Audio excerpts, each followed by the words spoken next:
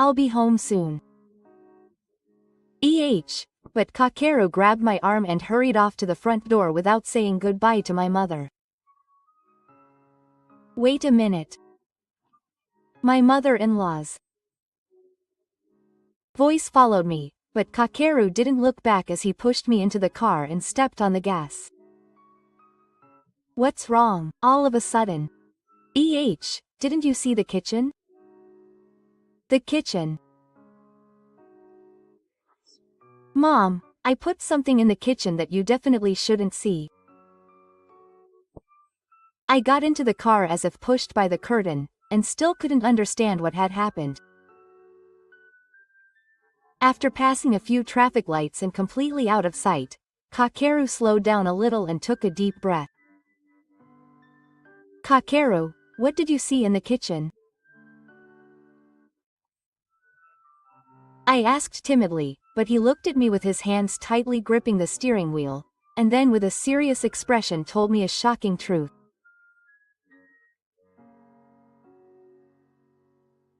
My name is Higashino. I'm 24 years old. I'm an employee at an advertising agency. My job is busy, but it's also rewarding.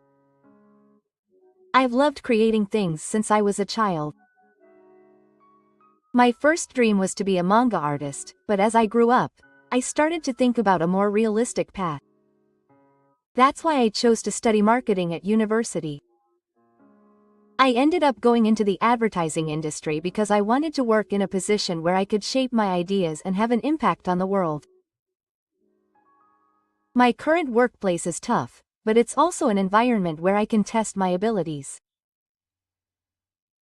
My parents were a very ordinary working couple, but my father had little interest in family life, and my mother was very emotional. She was kind when she was in a good mood, but if she didn't like something, she would immediately control the family with the power of words. She was especially strict with me, telling me that I was a girl and not to disobey my parents, and I was denied even the idea of having independence. I was determined to become independent as soon as possible while acting in a way that wouldn't upset my parents at home. That's why I felt truly liberated when I left my parents' house and started living alone at the same time as going to university. I met my husband, Kakeru, at a university seminar. He had a calm and mature air about him. While many of his classmates were supported by their parents, Kakeru saved up his tuition fees by working part-time after graduating from high school and entered university 1 year later than the current students. When I heard that story, I honestly felt a sense of respect for him.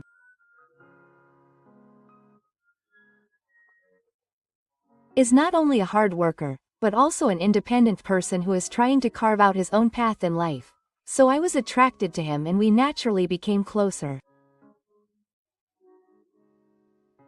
Even after we started dating, Kakeru was always sincere and respected my opinions. I was the one who brought up the idea of marriage. I thought that with Kakeru, we could build a calm and warm relationship. He seemed a little surprised and laughed, but he immediately accepted, saying, "Are you sure you want me?"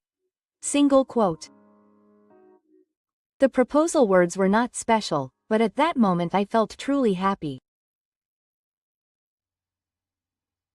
After getting married, we started our married life in a rented apartment. Although we were both busy with work and sometimes missed each other, our relationship as a couple was still good. Kakeru was serious about his family, cared about my health, and shared the housework. Above all, he took my opinions seriously. When I think back to my childhood when I had to do what my parents told me, I was happy enough with that. Yes. Until the events of the previous chapter occurred, Kakeru introduced me to 3 members of his family when we were getting married. His mother-in-law, Masako, and his 2 disciples. Both of my parents live outside the prefecture, so they don't have much contact with the Sake family. My parents divorced when I was young, so I heard that they don't have much contact with each other. Therefore, the only person I see regularly is my mother-in-law, who lives alone at the Sake family. She seemed to like me, who is career-oriented, from the first time we met. Ayano-san, you're really reliable. You're good at your job, you're independent, and I'm so lucky to have such a wonderful wife. My mother-in-law said this while holding my hand. I felt that it was a bit theatrical, but I tried to maintain a good relationship with my mother-in-law. However, after I visited the Sake family several times after getting married, the sense of discomfort gradually grew. My mother-in-law's attitude towards Kakeru was too cold. She treats me with kindness, but she doesn't even look me in the eye or have a proper conversation with me. I'm surprised you were able to marry someone like Ayano-san with such a high level of fortune. Your sales performance isn't that great anyway. Don't let her fool you. This is what happens when you open your mouth. Kakeru just agonized over it and said nothing, but I just couldn't accept it. So I decided to ask my mother-in-law one day. Mom, why do you talk to Kakeru like that? He works hard at his job, and I really respect his efforts. My mother-in-law's expression clouded for a moment, but she quickly put on a fake smile. Oh, I don't mean any harm. He's just been a bad kid since he was young. Girls have more room to grow, but boys don't end up doing much. But you saved up your own tuition money and went to college, didn't you? Isn't that amazing? When I kept asking, my mother-in-law waved her hand. That's something he did on his own. After all, even if you pay tuition for a boy, he won't get a good job anyway. It's different from your older sisters. At that moment, I understood my mother-in-law's book. The reason for her cold attitude towards him. It was simple. Because he's a boy. So you were always second or third in your mother's mind. Stop talking like that. I'm just looking at reality. That's what my mother-in-law said and ended the conversation. I didn't take it for granted, but I felt like it was pointless to say anything more. At that moment, I felt like I finally saw the background of Kakeru's past struggles clearly. It was about 6 months after we got married that I found out I was pregnant. The moment I was told by the hospital, I was filled with a strange feeling along with happiness. There was another life inside me. That fact hadn't yet become real to me. When I called Kakeru as soon as I left the hospital, he was surprised, and then he thanked me many times. I still remember well that when I heard his voice trembling a little, it finally dawned on me and tears started to flow. After a while, I decided to let my mother-in-law know about the existence of my grandchild. When my husband and I visited the family home and told her that we were having a baby, my mother-in-law opened her eyes wide and then smiled exaggeratedly. It's wonderful. I thought so, after all. Oh, you thought so? Yes, because you've been looking really good lately. People who have been blessed with girls have a special glow. There's no way we can know the gender yet. And yet my mother-in-law has arbitrarily decided that the baby in my belly is a girl. We don't know the gender yet. The doctor said it'll be a while before. Don't worry, don't worry. My intuition is right. My family is blessed with girls. You see, all my older sisters have girls, too. We'll never have a boy in our family. Is that so? I nodded with a forced smile, but Manaka was not calm. Because after that, my mother-in-law continued to tell me about the wonderfulness of girls while drinking tea in the living room. Girls are good after all. You can dress them in cute clothes and enjoy fashion, and they can eventually become great career women. Raising a boy is just a struggle. I'm really glad we have a girl. As I listened, I felt a sense of helpless regret. I know how hard Kakeru has worked up until now. Despite this, his mother who gave birth to him looks down on boys to this extent. But Kakeru is also working very hard. He works hard and is a really reliable husband to me. Well, that may be true. But in the end, boys have their limits. Unlike girls, they don't cling to their parents. Seeing my mother-in-law laughing like that, I felt an indescribable anxiety. What would she think if I gave birth to a boy?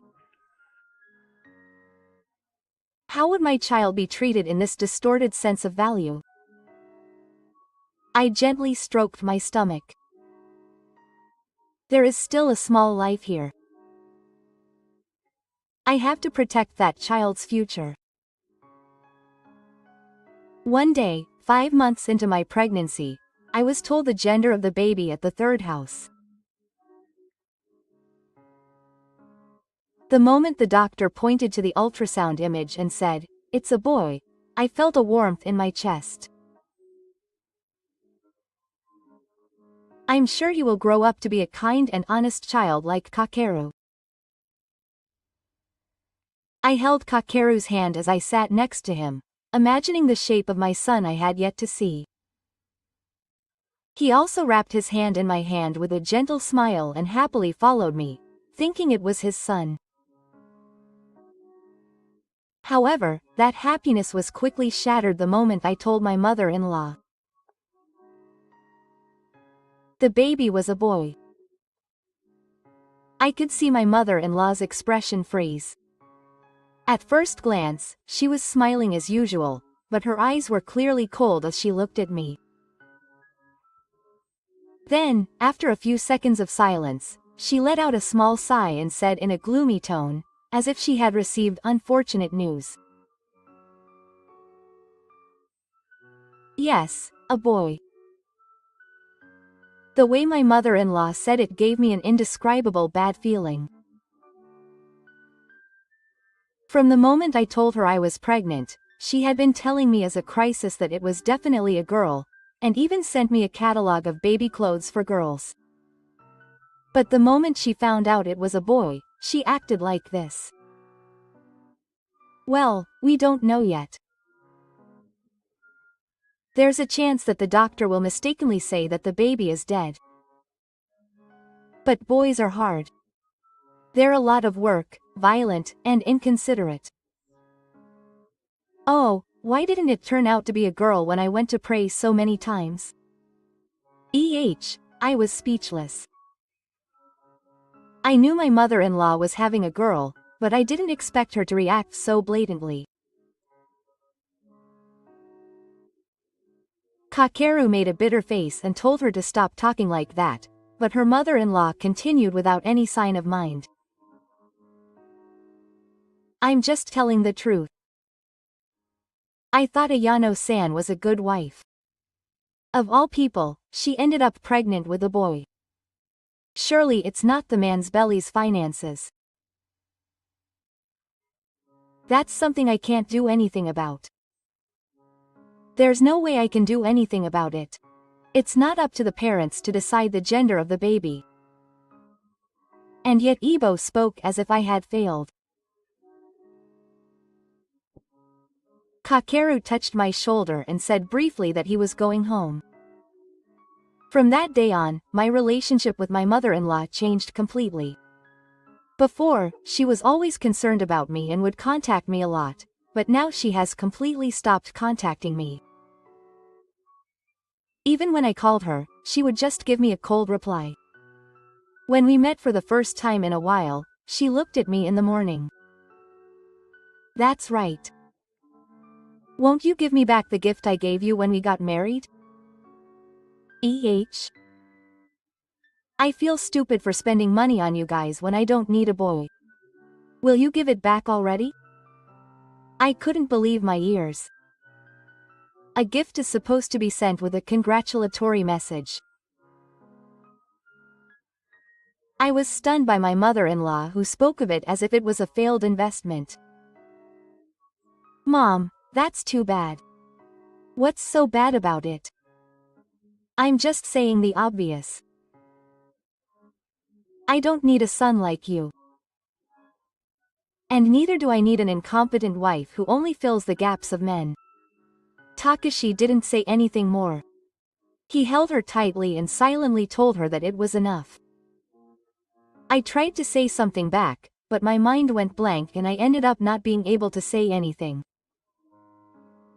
That night I called her and we talked, and we decided to distance ourselves from my mother-in-law for a while. I don't want to be swayed by her words anymore. I have to stay calm for the sake of the baby in my belly. It was a while after I decided to distance myself that I received a sudden phone call from my mother-in-law. I'm sorry, Anyo-san. There have been a lot of things that have happened, but I want to make up with you too. You are an important family. To be honest, I was surprised. I can't believe that the person who had been so blatant about her behavior since she found out that she was going to have a boy, and even demanded a refund of the money, is now talking about reconciliation. Really? Yes, it's true. Even if it's a boy, he's still my grandchild. We can't let this relationship continue like this when a new life is being born. I also think that I was lacking in some areas as a mother. I couldn't believe it at first. That my mother-in-law would admit to my feelings. However, if this is really an opportunity for reconciliation, I answered, carefully choosing my words, back quote, I'll call you and talk to you about it. Single quote. After hanging up the phone, she was clearly hesitant to talk about her mother-in-law. No matter how you look at it, it's not like a suspicious mother. But I hope we can have a good relationship for the baby's sake. It's not that she had no doubts about her mother-in-law. However, it's true that she still had hopes for her. Kakeru was silent for a while, but then he sighed and reluctantly agreed.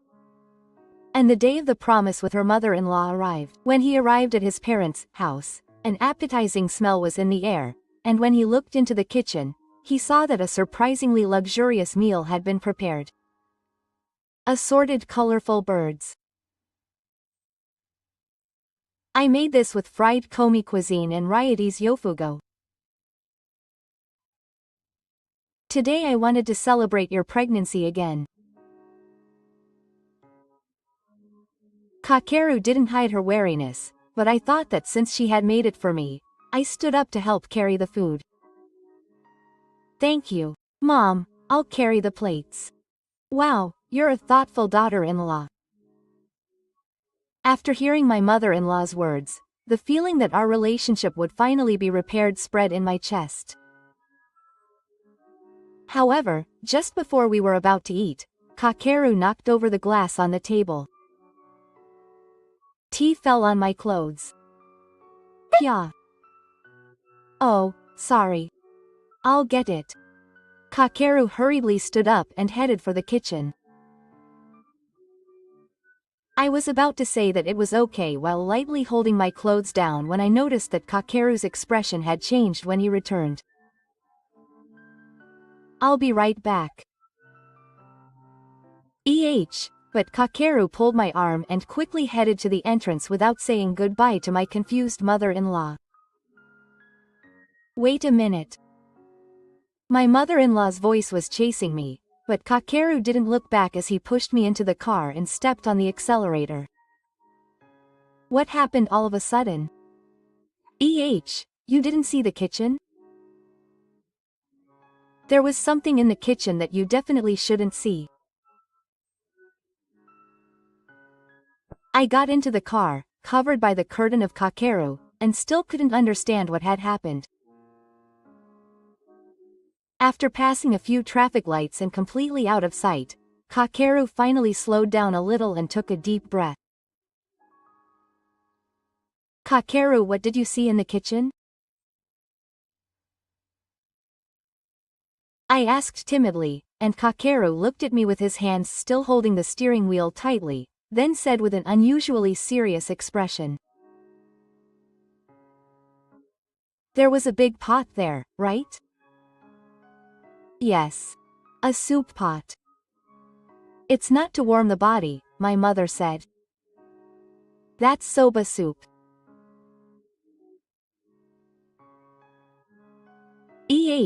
Those words made my spine freeze. Because I have a mild soba allergy. When I was a child, I ate soba without apologizing, and I was rushed to the hospital with anaphylactic shock. Since then, I've avoided it thoroughly, and I'm sure I told my mother-in-law many times. Despite that, my mother-in-law prepared soba. It was all a lie. I had no intention of making up. On the contrary, Mom was trying to eliminate anyone she didn't like, taking advantage of Anyo's allergies. I didn't have time to check, but I'm sure she was setting up some kind of trap for me as well. My mind went blank. Looking back, I remember that there was definitely a unique smell in the kitchen. I thought it was the smell of kiri cooking, but it was soba soup. That's why I purposely knocked over the glass that time. I realized that Mom was trying to make me ingest soba soup. No, I didn't realize that much. I just thought it was too suspicious. I thought I should deliberately cause an accident so that Mom would show her true colors. That's right. But more importantly, are you feeling okay? Yes, because it was before I ate. I see. That's good. But I'll go to the hospital for a checkup just in case. I nodded quietly, holding my stomach with trembling hands. The results of the hospital examination showed that there was nothing wrong with Nono, fortunately. I hadn't touched her, so it was only natural, but tears were about to spill from my eyes. I'm so glad. I'm so glad that she's safe. I could see that Kakeru's tightly clenched fists were shaking. Seeing that, I also felt an anger I had never felt before. I have to protect this child. I said this quietly but with a cool determination, no matter what I had to do. Kakeru, I'll fight. Kakeru looked at me in surprise. I can't leave it like this. We have to protect our child. I won't let my mother do what she wants anymore. I can't forgive that person anymore. I get it. I'll also make up my mind. Let's fight my mother together. Thus, we swore that we would definitely take revenge on my mother-in-law's malice. When we returned home, we sat in the living room in silence. After a while, Kakeru opened his mouth. What should we do? Should we call the police? I shook my head. They might say there is no evidence and get away with it. Yes, we need evidence. Mere words won't defeat my mother-in-law. What should I do? At that moment, the face of a certain person suddenly came to my mind, and I picked up my smartphone. Who should I call? Dad. Dad, That's impossible. He hasn't been in contact with me since he divorced my mother. I don't even know his contact details. I know his contact details. I wanted to tell him about my marriage, so I looked him up. When I said that, Kakeru was stunned. He must have been surprised by my actions. Seriously? Yes. I've never met him in person, but he replied when I sent him a letter. He even gave me his phone number and told me to call him if I ever had any problems. As the ringing continued, Kakeru sank uncomfortably into the sofa. Eventually the phone connected, and a low voice reached my ears. Hello. I couldn't help but raise my voice. Sorry for the sudden message. I'm Ayano. I'm Kakeru's wife. Is something wrong? I need your help. Please. So I told him everything. That there may have been something suspicious in the food my mother-in-law prepared. I want you to check the liquid on his clothes. I understand. I'll look into it. My father-in-law listened quietly to what I had to say and said he would cooperate. However, Kakeru still seemed confused. After finishing the call, he turned to me with a worried look. Can I really trust you? It's okay. Dad is on our side. I get it. But I don't trust him completely. I was shy. It's no wonder that Kakeru was upset. Kakeru was the one who was hurt more than anyone else in that family. But in this situation, Gifu Kinjo's politics can be said to be a powerful skeet. Because my father-in-law works in a university research lab.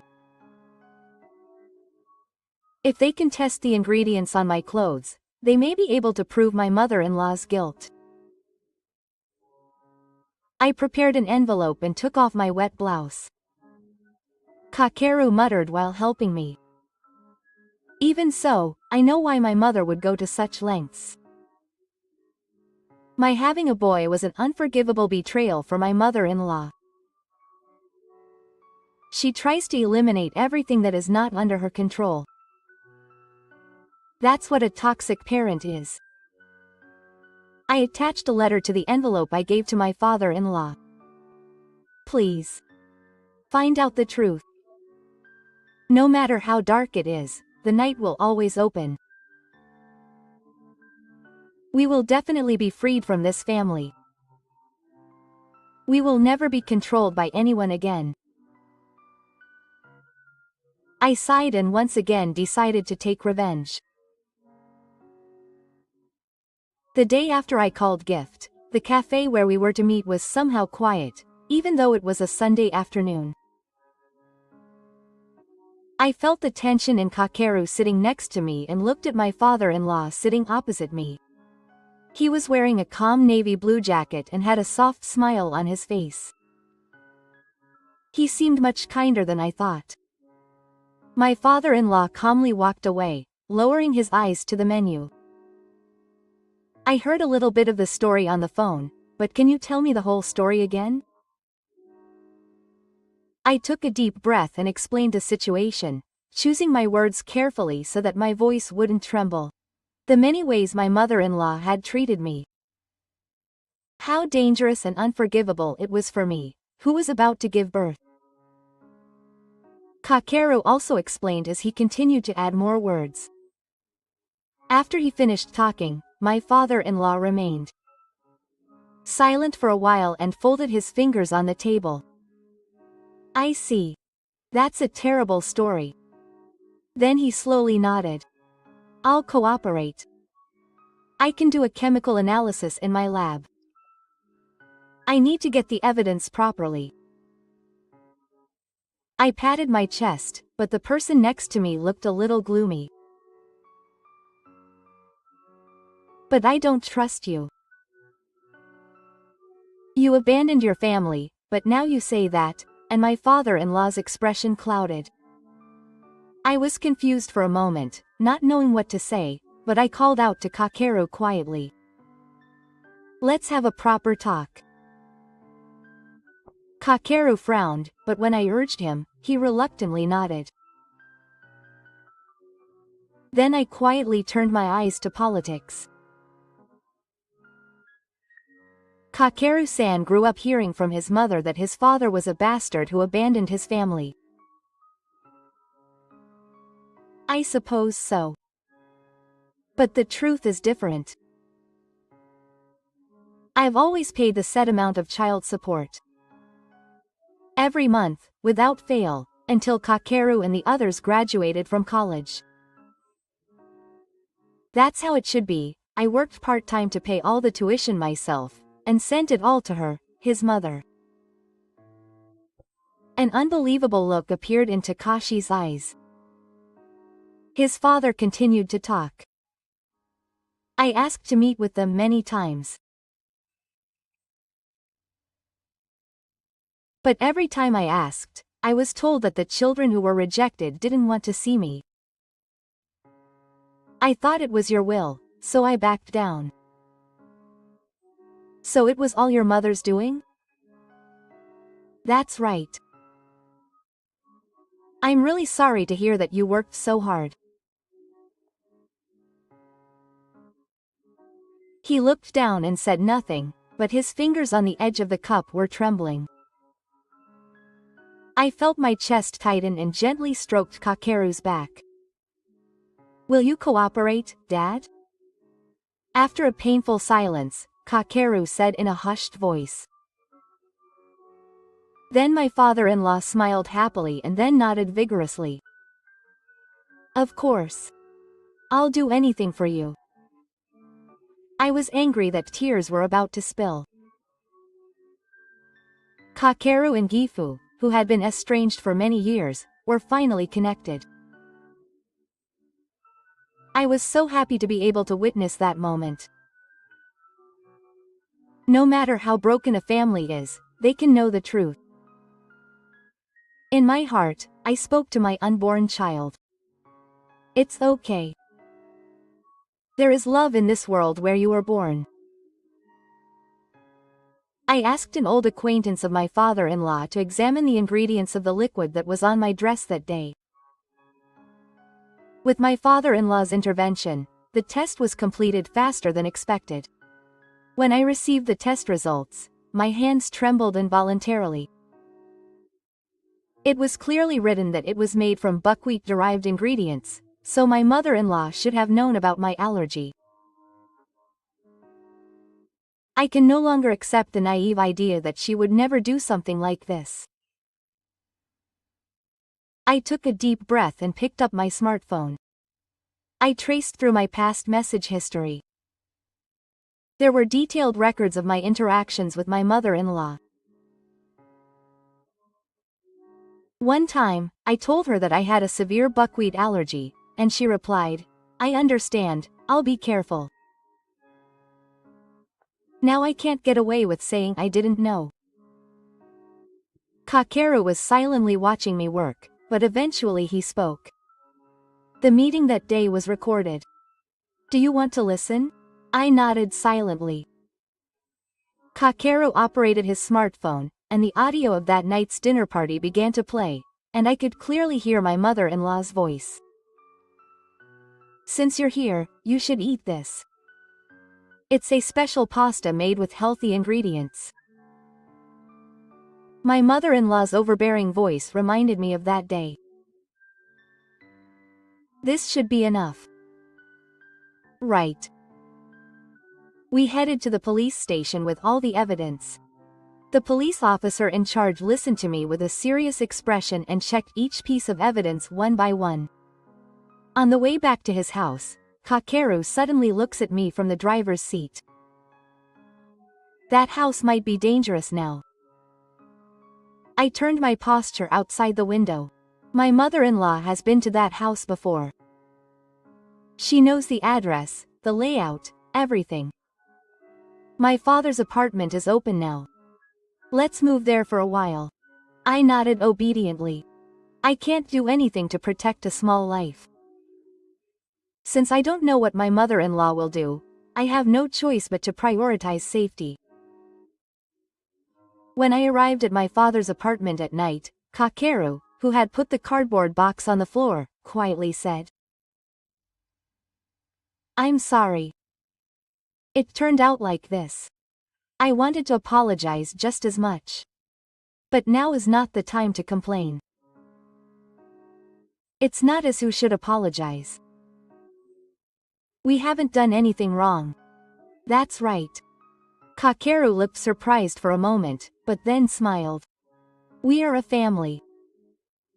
I will definitely protect this relationship that my mother-in-law tried to destroy." Later, we visited the suspicious house with the police. The moment the front door opened, I gasped for a moment. Kakeru and I looked at each other and nodded silently. Standing there was my mother-in-law with a very stern expression. The police officer explained the situation to her. "Ah. Isn't this crazy? Aren't you stupid for making such a big deal out of it?" My mother-in-law resisted violently. "It was just a cooking mistake. It was just an accident." I quietly watched my mother-in-law scream and told myself over and over again. This was a legitimate retaliation and a fight to protect our family. Kakeru took a step forward and calmly went. "The ingredient tests, recordings, and message history are all here. This is not a situation where I can make excuses. You guys were trying to bring me down, weren't you? You should know how to tear our family apart like this." My father-in-law came as my mother-in-law's voice was ringing out. He told me quietly but clearly, "Stop it. I know how much you've done to the two of them. And I remember all the words you said to this child that day. It's not something a parent should say to a girl that she's worthless. I didn't mean it that way. So the abuse towards Kakeru was just an accident. You're useless. Just listen to what your mother says." Shall I tell you everything here and now? My mother-in-law's face turned upside down. Kakeru and I walked out, fluttering. "Mom, I'm cutting you off. This is the last time we'll do this." What a stupid thing to say. "If you just listen to what I say," my mother started to say, but I told her quietly. But I told her clearly. By the way, I told my sisters everything about this time. Don't think you can hide how much you've hurt us. It's a lie. You hurt Kakeru and tried to harm me and my child. I don't want to call such a person a family member." My mother-in-law opened her mouth to shout something, but the police officer urged her to take her away. "This is strange. I'm not to blame. It's all your fault." My mother-in-law was pushed into the police car, sulking to the end, and I quietly watched her back. Kakeru gently held my hand. "It's over." I nodded slightly, but deep in my heart there was a mixture of pain and a faint sense of relief that I couldn't put into words. Was this okay? I gently stroked my stomach. For the sake of the lives that will be born, we must move forward. I will protect Ayano and our child. Absolutely, yes, I will become stronger too. When I said that, we looked at each other and I smiled quietly. No matter how much it hurts, I will stand up to protect my family. That is the path we chose. In the end, my mother-in-law was given a suspended sentence of guilty. At the moment the sentence was handed down in court, her face was red with anger, but there was nothing she could do. My father-in-law immediately asked for a change in child support and requested it from my mother-in-law through a lawyer. In addition to the originally large amount, my mother-in-law's habit of spending money on old age quickly led to my mother-in-law being covered in debt. Unable to pay, my mother-in-law was forced to give up her family home and sold the house she was used to living in without a word. The incident was also featured in the local news. Rebo's face photo was exposed to the public, and she was unable to even pass the interview for her final job. No one would want to hire that mother-in-law. As soon as her two elders found out about the incident, they cut her off. The eldest daughter coldly told her not to contact us again, and the mother-in-law also announced that she would not have any further contact with us. Thus, the mother-in-law was completely isolated. No one could help her, no matter how much she cried or screamed. No one would pick up her voice anymore. It was all a result of her own actions. I thought this quietly from the depths of my heart. A few months later, I gave birth to a healthy baby boy. Every time I held his little hands and little feet, my heart warmed. Both Kakeru and my father-in-law did everything they could to support me. Gift started living with us, and we started raising our child together. Gift spoke to our still small son many times, and Kakeru took time off work to feed him milk and change his diaper. I was able to return to work after 3 days when my health had stabilized. With the understanding of those around me, I was allowed to work part-time, so I was able to balance childcare and work and live a more fulfilling life than before. Every day is hectic, but I'm happy. No matter how tired I am, when I open the front door and call, my father-in-law greets me with a smile. Welcome home.